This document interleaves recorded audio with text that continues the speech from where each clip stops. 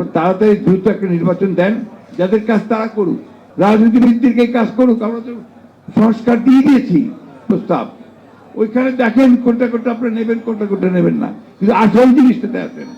নির্বাচন কমিশনকে ঠিক করে আপনার একটা দ্রুত নির্বাচন ব্যবস্থা দেন।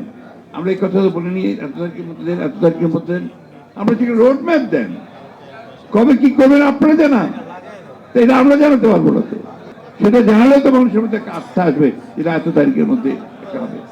মানুষ তো ইলেকশন চায়। দেখছি যে বিভিন্ন জায়গায় যে কথাবার্তাগুলো সাধারণ মানুষ বলছে, এই কথাবার্তাগুলো গণতন্ত্রের জন্য ভালো নয়। তারা বলছে আমার জিনিসের দাম বেড়েছে, আমি রিক্সা চালাতে পারিনি আজকে সারাদিন, আমি আজকে গাড়ি নিয়ে 4 ঘন্টা ধরে রাস্তায় আটকে আছি, আমার মাল সব গাড়িতে পড়ে আছে, এটা পচে যাবে, নষ্ট হয়ে যাবে। এর জন্য কি আমরা এই আন্দোলন করছিলাম? কথাগুলো এভাবে আসছে, এই কথাগুলো আসছে কি সাংবাদিক ভাইরা কি আমার সঙ্গে একমত হবেন? এই কথাগুলো আসতে শুরু করেছে, this is a good sign.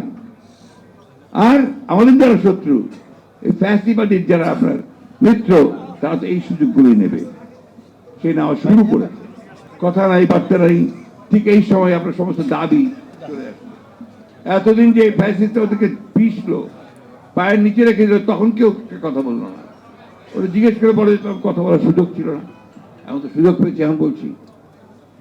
এটা থেকে পরিত্রাণের একমাত্র উপায়, জাতিকে রক্ষা করার একমাত্র উপায়, শহীদ জিয়াকে অনুসরণ করে সকলের সঙ্গে আলোচনা করে অতি দ্রুত নির্বাচনের ব্যবস্থা করুন।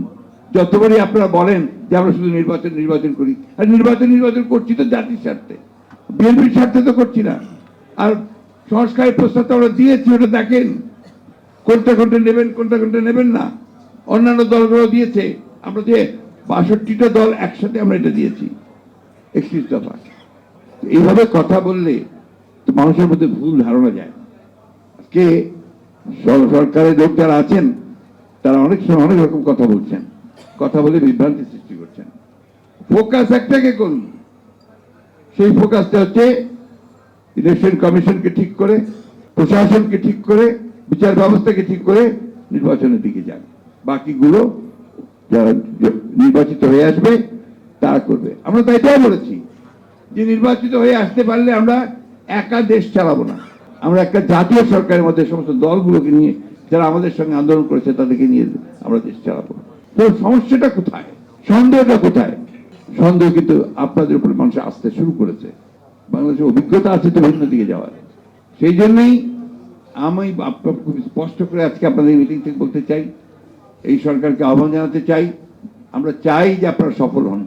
প্রথম দিন আমরা বলেছি যে এই সরকারের সাফল্য মানে আমাদের সাফল্য, এই সরকারের সাফল্য মানে জনগণের সাফল্য, এই সরকারের সাফল্য মানে এই গণ অভ্যুত্থানের সাফল্য।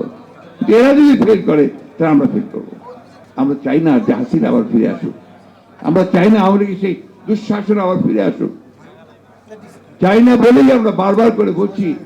আমাদের সমস্ত অভিজ্ঞতা দিয়ে একটা কথা আছে, এই কথা আজকে কেউ বলে না, উইজডম বলে একটা শব্দ আছে। তো উইজডম থেকে আপনারা প্রয়োগ করুন, চেষ্টা করুন।